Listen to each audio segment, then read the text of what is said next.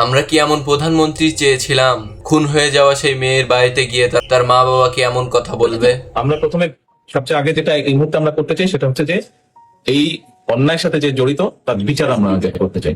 আপনি বিচার করুন আর না করুন, অন্তত আপনি গিয়েছেন তার মা বাবাকে সান্ত্বনা দিতে।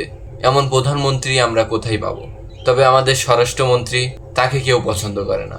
যদি পছন্দ করতোই তাহলে রামিসার বাড়ির সামনে যাওয়ার পরে কি মানুষ তাকে দেখে ভুয়া ভুয়া বলে?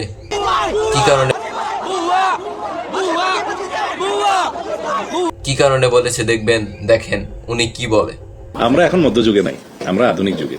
আইন সংস্কারটা একটা চলমান প্রক্রিয়া, এগুলো ইমোশনালি করা যায় না।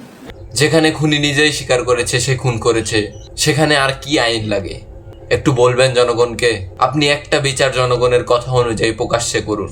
দ্বিতীয় কোনো অপরাধী জন্ম নিবে না। তারা অপরাধ করার চিন্তা ভাবনা মাথায় এনেছে, তারাও সেই চিন্তা ঝেড়ে ফেলে দিবে। একবার করে দেখুন, একবার।